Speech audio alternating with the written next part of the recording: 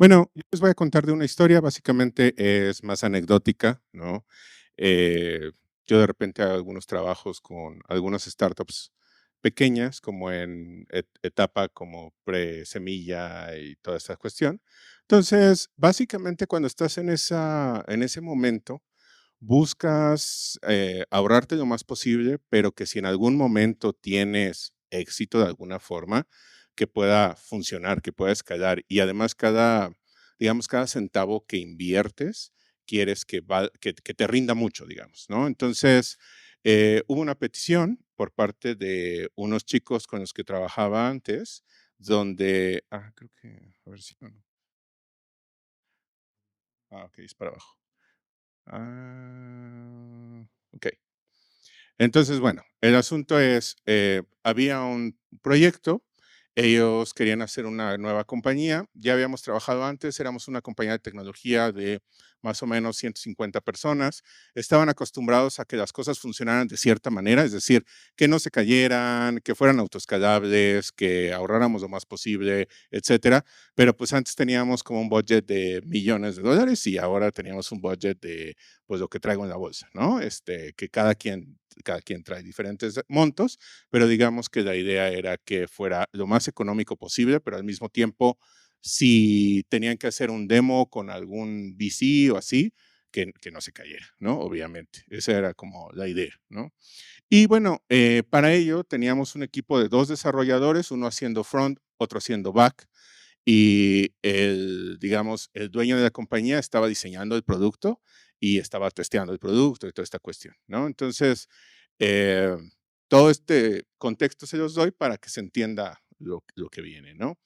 La idea de todo esto es que nosotros al principio, en la compañía anterior, habíamos evolucionado desde muchas cosas, ¿no? Desde instancias de S2 y después así como bases de datos Postgres normales, tradicionales y demás.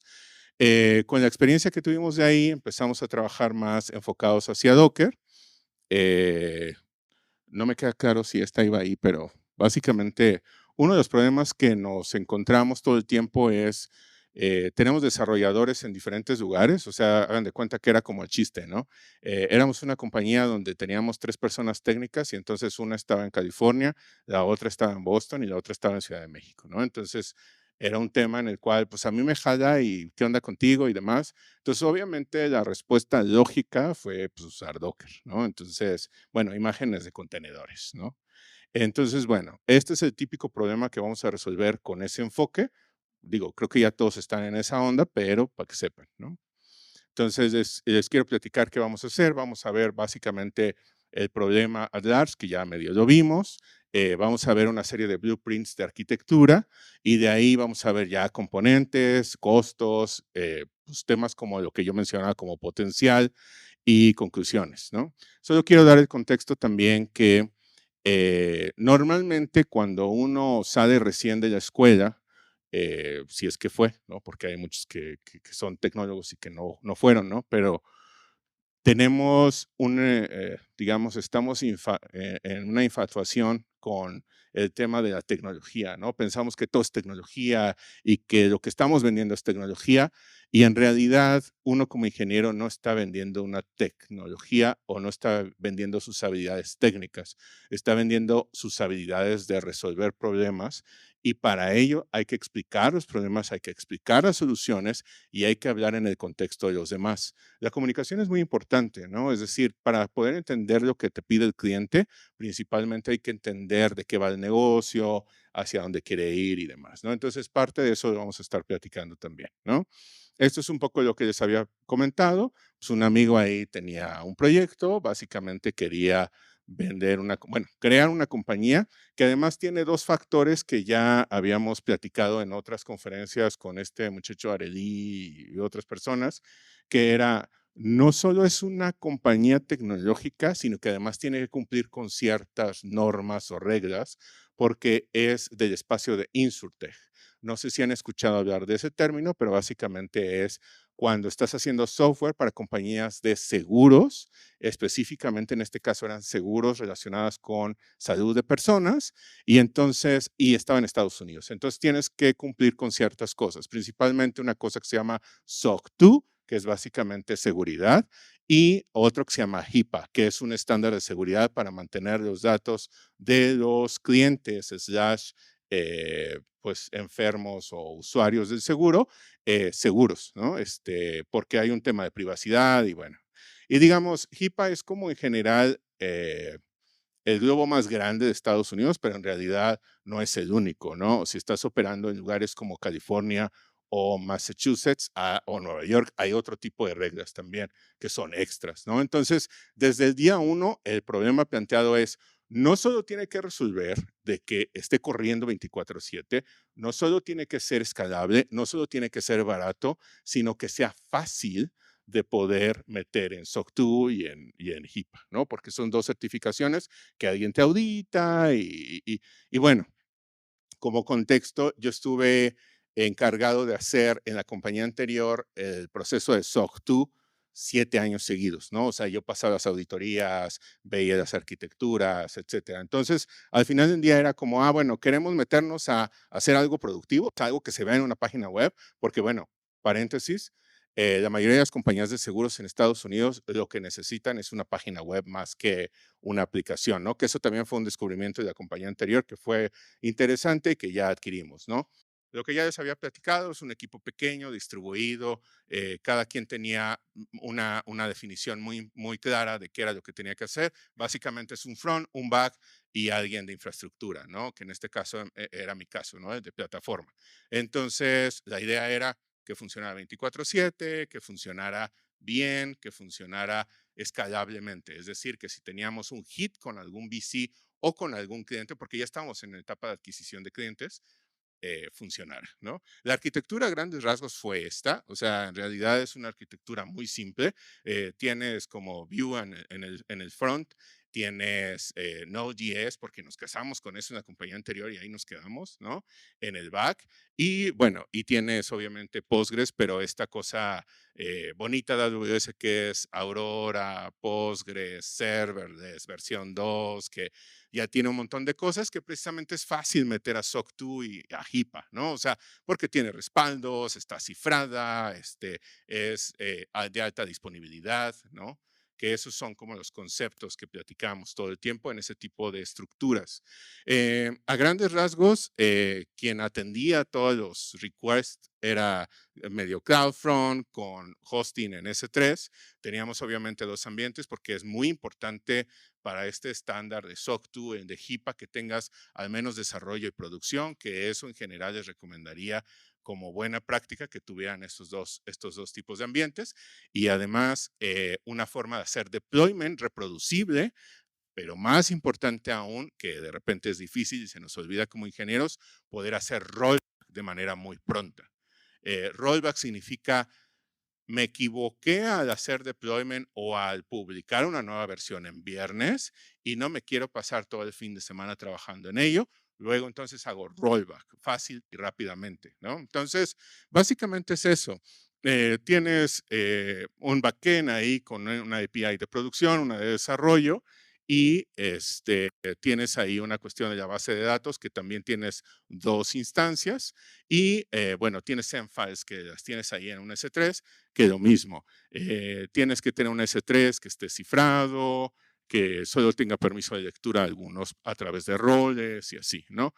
Aquí una cosa que no estamos metiendo es el manejo de usuarios, ¿no? El manejo de usuarios también es muy importante porque necesitas que esté controlado, ¿no? Que todas las personas que lleguen nuevas tengan los permisos mínimos necesarios para hacer su trabajo y que también si alguien sale, porque también en esta época early de las compañías la gente va y viene, ¿no? Entonces, que pudieras también tener control de accesos, que también es parte de SOC 2 y también es parte de HIPAA. Entonces, bueno, obviamente, y como ya estábamos en la cuestión y avanzados, necesitábamos que, como les había comentado, el deployment tenía que ser automatizado. Incluso ni siquiera había como un botón de deployment, sino era una cuestión de, pues básicamente conforme el desarrollador haga el pull request, lo revisamos y entonces ya se hace como un deployment. En el caso de dev era automático, o sea, en el momento que aceptara el pull request era automático, en el caso de producción era explícito, sí necesitabas correr como alguna tarea de manera explícita, pero básicamente es bastante fácil, ¿no? O sea, la parte de arriba es la del front-end, que usas ahí un nodo dentro de GitHub Actions para hacer la compilación, subir a S3, sync, invalidas el caché en CloudFront para que pueda servir la última versión. Y en el caso de abajo, lo mismo, ¿no? Tenías ahí un backend, compilas el backend, haces el upload a ECR y ahí en el ECR ya ahí tomas una decisión. ¿A qué me refiero? Es una arquitectura donde desarrollo y producción es exactamente lo mismo. Lo que cambia es el ambiente, ¿no? O sea, tú tienes archivos de configuración, que eso es lo que define si es producción o si es desarrollo. Otra cosa importante que yo no sé, bueno, de hecho lo mencionaba la persona que estaba antes que yo y también lo mencionó otro conferencista, donde básicamente hablaba de, ya que tienes los contenedores y las imágenes, tienes que de alguna forma revisar por malware o revisar vulnerabilidades o así. Eso te lo va a lograr hacer el ISR cuando tú subas una imagen nueva, va a ser un scan, ¿no? Y eso también nos ayuda en términos de si quieres meter algo a SOC 2 o HIPAA, ahí está la cuestión, ¿no? O sea, como digamos que estás haciendo un aseguramiento de, no sé, supply chain en alguna forma, ¿no? O sea, muy básica, muy automatizada, pero existe, ¿no? Y al final del día para los auditores, que por cierto, fun fact, los auditores de SOC 2, por ejemplo, son contadores, ¿no? En Estados Unidos, así funciona. Tienen una cosa que se llaman CPAs, que son los contadores públicos, básicamente, son personas que tomaron un curso y que están certificados para poder auditar, pero básicamente los contadores son quienes auditan este tipo de cosas en términos de SOC 2.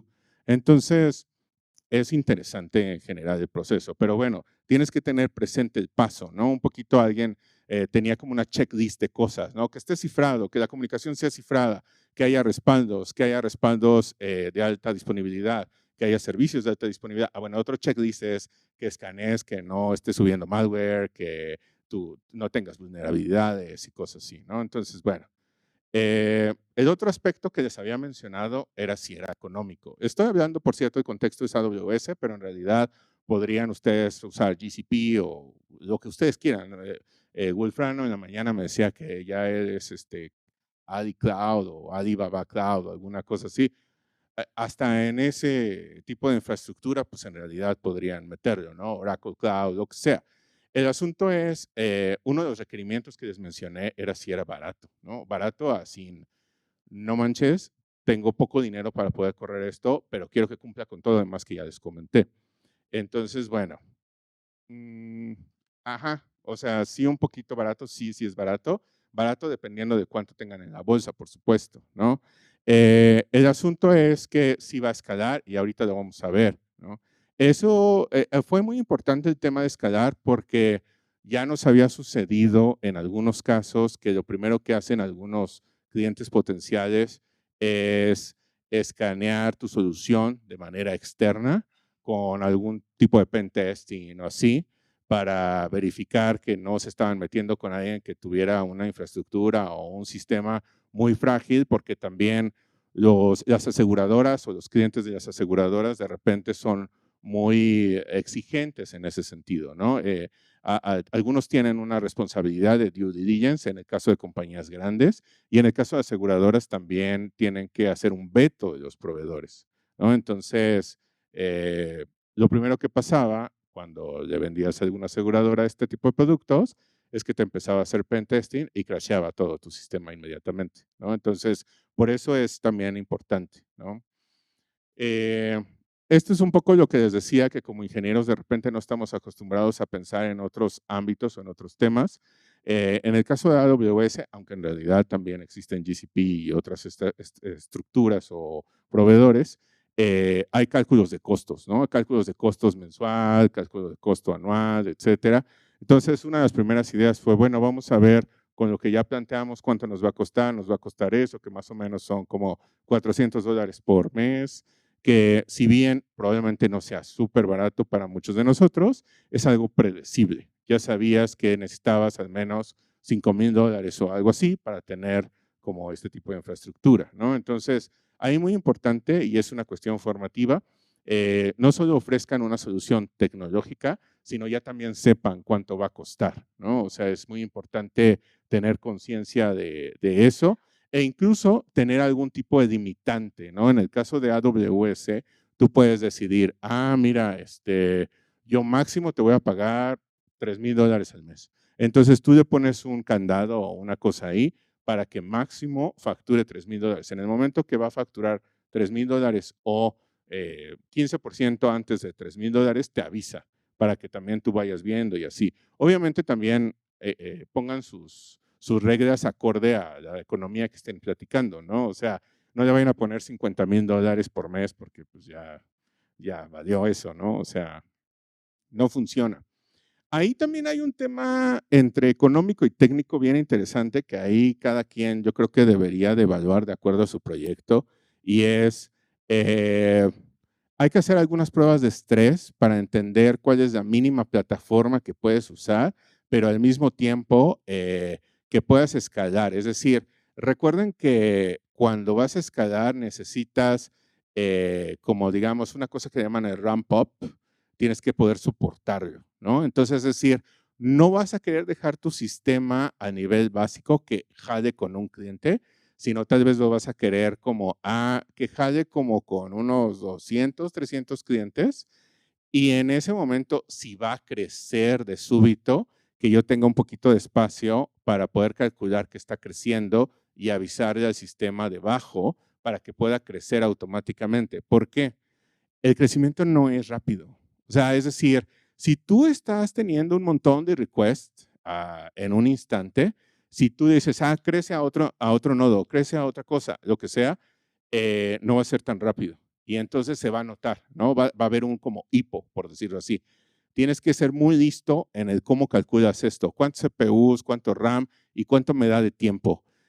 Básicamente en AWS lo que necesitas es que tu sistema base aguante 30 segundos de carga intensa, entre 30 y 40 segundos, porque eso te da el tiempo necesario para darte cuenta que está incrementándose la carga y en eso crecer. Y te da tiempo para que ya esté el otro nodo listo. Entonces, ahí tienen que hacer sus cálculos. Cada quien al proyecto que tengan deberían de poder tener como, no sé, hay herramientas varias, ¿no? Como Blaze Meter y otras cosas que te van a ayudar a hacer el cálculo de cuántos clientes realmente vas a poder aguantar, cuánto tiempo se va a tardar eso en crashear y puedes hacer una predicción, ¿no? Y pues eso es parte del tema de ser ingeniero, ¿no? O sea, hacer predicciones, hacer como adivinanzas educadas, ¿no? Pero al final del día, esto se traduce en negocio, esto se traduce en que si lo está viendo el VC y se cae en ese momento del demo, pues como que pues ya no está chido, ¿no? O sea, la idea es que también la persona que está haciendo ventas, que es pues el dueño, pues no es tan técnico, entonces tampoco quieres que se vea mal, ¿no? O sea, como que hay que planear para varias cosas, ¿no? O sea, no solo es ahorrar, sino que también jale, sino que también sea seguro, sino que también aguante unos golpecillos en la vida, ¿no? O sea, es bien complejo, ¿no? O sea, pareciera fácil y cualquiera lo podría hacer, pero no necesariamente, ¿no? Lo mejor que puede lograr es algo como esto, donde empezabas a trabajar los análisis de cuántos releases voy a tener, cuántos releases voy a mantener vivos, porque hagan de cuenta, una de las cosas que platicábamos, ¿no? Bueno, pues vas a tener el release anterior y el actual, tal vez, ¿no? O sea, por si necesitas hacer rollback. Hay gente que en una cuestión de desarrollo tal vez no necesita los últimos dos, sino necesita cuatro, ¿no? O sea, depende de cuántos releases tengas y qué tan activo sea. Entonces, ¿qué tanto vas a almacenar ahí? Eso se los cuento porque ha pasado, y eso también es anécdota, que de repente como que dices, no hay bronca, pues tú súbele, porque mira, S3 y SR es infinito, ¿no? O sea, tú le puedes meter las versiones que quieras y no tenemos de repente conciencia de cuántas versiones queremos tener, porque ni siquiera has discutido eso. Entonces de repente ya tienes 1000 versiones de release y entonces ya te cuesta esto $1,000. ¿Sí? Entonces sí hay que ser muy listos, sobre todo cuando jueguen con cloud. El principal problema, aparte de que alguien más puede jugar con sus máquinas y así, es el dinero, ¿no? Entonces tengan mucho cuidado con eso, como que invierten el tiempo, ¿no? O sea, porque se puede volver un tema.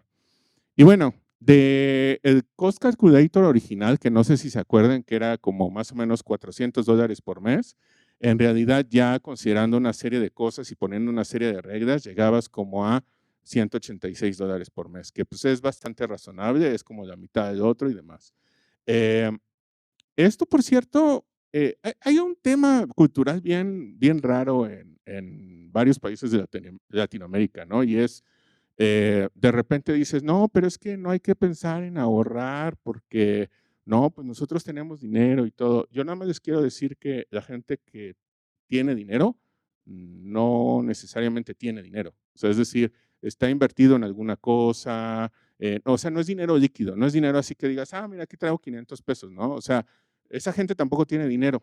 Entonces, tienen que pensar muy inteligentemente cómo van a gastar y sobre todo a los contadores, digo, no sé si hay contadores aquí, pero, o financieros, les gusta mucho poder predecir. Me gusta predecir cuánto voy a gastar por mes, ¿no? Si ustedes, por ejemplo, no tienen como su predicción de gastos por mes, pues les invito, les encomiendo que agarren un Excel y empiecen a hacer, ¿no? O sea, como, ah, ¿cuánto pago de renta? ¿Cuánto pago de colegiatura? ¿Cuánto pago?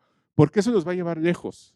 Y no es broma, o sea, es en serio, incluso a nivel personal, tú puedes calcular mejor hacia dónde puedes hacer o qué esfuerzos puedes hacer, por ejemplo, para adquirir, no sé, un terreno, una propiedad, un auto, lo que sea. O sea, puedes realmente darte cuenta si estás haciendo inteligentemente lo que haces de ejercer tu dinero. Y eso, digo, yo lo aprendí de la cuestión de negocios. O sea, en realidad, con mi propia contabilidad era un caos, pero en realidad después de que ves esto, pues dices, ah, pues sí puedes construir mucho más, ¿no? Puedes llegar a lugares más lejanos si haces una planeación inteligente y una optimización inteligente. Y esto por sí mismo, por cierto, el ahorrar en cloud es una chamba por sí misma, ¿no? O sea, es decir, es un negocio increíble, ¿no? Entonces, les recomiendo mucho, si pueden, si tienen tiempo, que se claven en estos temas. Van a descubrir muchísimas cosas, los van a querer más personas, ¿no? O sea, está chido.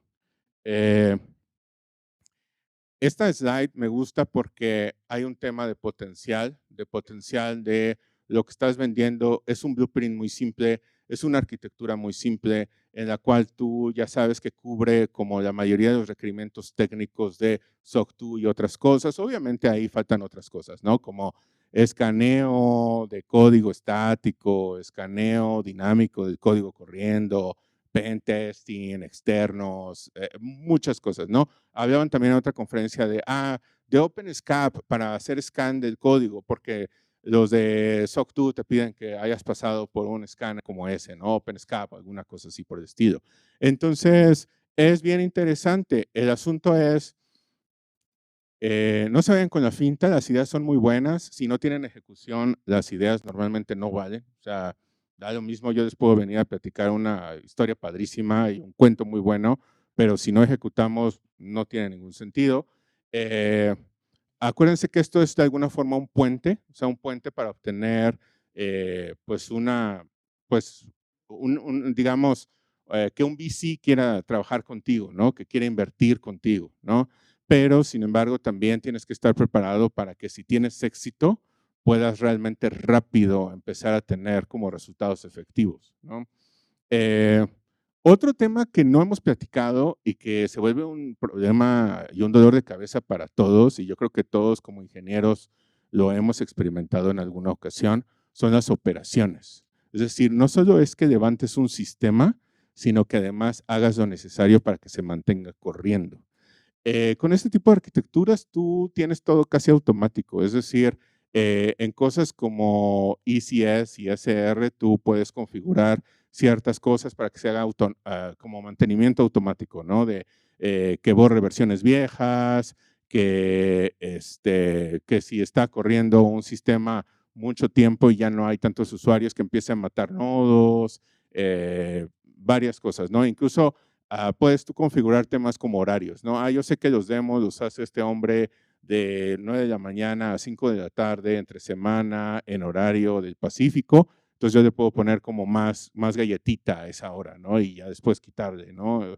Puedes hacer muchas cosas. El asunto es principalmente que sea autoarreglable. Es decir, que si el sistema se da cuenta que algo crashó inesperadamente, que solito levanta otro nodo, levanta otra vez la aplicación y todo. E incluso tú puedes hacer cosas bien exquisitas, ¿no? Como decir, pues si ya se cayó, o sea, si ya levantaste 5 veces, pues haz rollback a la versión anterior, ¿no? O sea, algo debe de estar ahí jodido y arréglalo, ¿no? O sea, ¿y a qué me refiero con eso? No sé si a ustedes ha pasado, pero cuando tienes un proyecto con 3 desarrolladores y les estás pagando por hora, lo que menos quieres es que trabajen. Es como contradictorio, ¿no? O sea, normalmente uno piensa que la gente que más vale es la que más trabaja y es como, excepto cuando le estás pagando por hora. Ahí lo que más vale es que todo esté automatizado y que solo ocupes al ingeniero en caso ya así extremo, ¿no? Pero esa es otra cosa que tienen que pensar, es decir, no solo es un sistema que sea barato, esté cifrado, cumpla SOC 2, cumpla HIPAA, sino además como se autoarregle, ¿no? En el 90% de los casos. Entonces, ese es un ejercicio interesante de ingeniería, o sea, es un reto complicado, interesante, divertido. La tecnología como AWS/contenedores te permite hacerlo. Obviamente no es la única solución, hay un montón, puedes usar EKS y puedes usar, no sé, GCP o lo que sea. Entonces, está bien interesante. Alguien decía, no sé, Heroku hace rato en la mañana. O sea, hay muchas alternativas. El tema es qué quieres hacer y cómo lo quieres hacer, ¿no?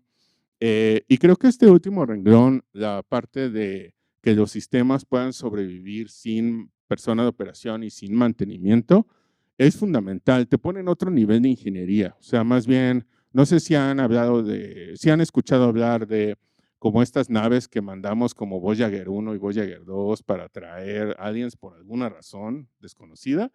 Esas cosas han funcionado por sí mismas por 30 años, 50 años, porque en realidad están tan lejos que es muy difícil mandarle comandos, ¿no? O sea, se va a tardar mucho el comando, el lag es infinito, ¿no? Bueno, no es infinito, es como de 45 minutos, una cosa así, ¿no? Entonces, hacer cualquier cosa es horrible. El asunto es lograr tener sistemas que sean autoarreglables independientes de tu existencia.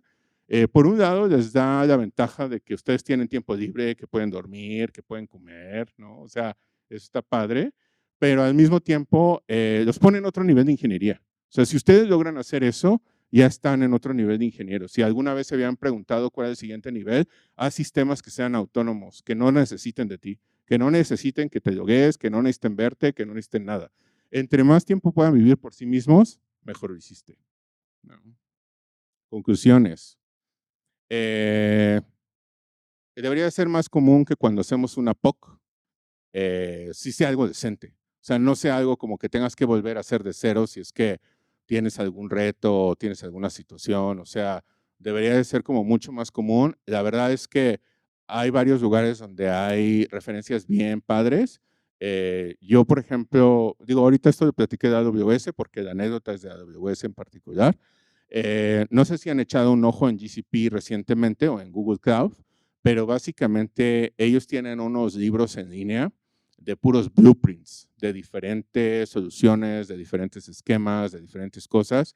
Son increíbles. O sea, es decir, no sé si alguno de ustedes tenga el rol de arquitecto, pero digamos, si alguna vez han tenido que ponerse el sombrero de arquitecto, les recomiendo mucho ir a GCP y echar ojo. Es increíble lo que pueden ver que se puede hacer y que lo mismo, ¿no? Alta disponibilidad, cifrado, canales cifrados, manejo de llaves, como decía la persona que estaba antes que yo, todo ya está ahí hecho. O sea, nada más es, acuérdense hacerlo. No les pase, como algunas personas de infraestructura o de plataforma, que lo que terminan haciendo es, no, es que yo no le puse que se cifrara el disco y así como, ¿por qué? O sea, a ver, explícame por qué no cifraste el disco de una instancia, por ejemplo. No, pues nada más. Y es como, no ahorraste ni un centavo, ¿sabes? O sea, es decir, es hasta tonto, ¿no? O sea, como, puedes tener algo gratis, ¿por qué no tuviste algo gratis, no? O sea, digo, sin no querer ofender a nadie ni nada, simplemente es un asunto de, hay que analizar bien las decisiones que estamos tomando, entender por qué lo estamos haciendo y no como dejar de lado de, no, pues es que siempre lo han hecho así, ¿no? O sea, como discos sin cifrar y ya, ¿no? Es como, no. O sea, siempre que puedan cifrar algo, y más si es gratis, pues háganlo. ¿no? Pues bueno, gracias. No sé si tengan alguna pregunta, opinión. Si tienen quejas, allá al fondo hay como unas hojas, ¿no? Allá, las quejas son allá, aquí preguntas nada más.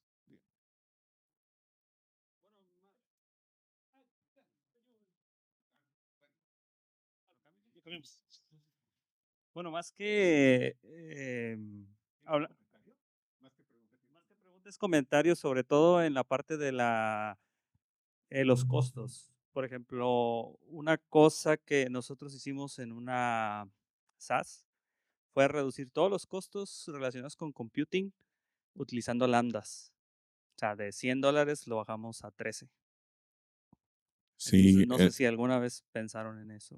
el detalle nada más es que como era de contenedores y Kubernetes. Sí, la verdad es que sí, es súper interesante usar lambdas o funciones en Google y así.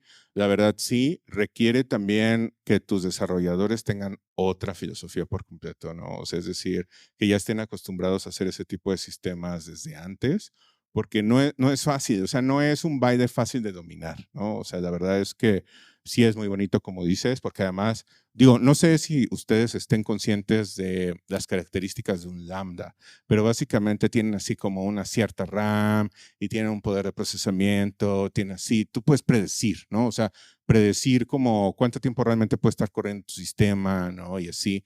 Entonces, y además es autoescalable y ellos hacen el management de todo y puedes hacer rollback y está todo cifrado. O sea, es así como el cielo, ¿no? Es así como una fantasía loquísima de, bueno, en fin, está padre, ¿no? O sea, la verdad es que sí es algo que vale mucho la pena, pero sí es un mindset totalmente diferente, ¿no? O sea, necesitas tener una perspectiva de una arquitectura que puedas particionar en microservicios y que además el microservicio realmente te alcance el tiempo a correr en el tiempo que tiene asignado, ¿no? Que de todos modos puedes hacer como una extensión de tiempo, pero sí, se vuelve un tema ahí. Depende, ¿no? O sea, a no ser que tengas una arquitectura muy buena, si tienes un espacio de trabajo muy amplio, un espacio de búsqueda muy grande, que partas en un montón y después tengas otra lambda que integre, ¿no? O sea, ese es el tema que yo le veo, ¿no? Pero sí, las lambdas están súper chidas. Yo también soy fan, me gustan. ¿Alguien más? ¿Alguna otra pregunta O comentario. o comentario?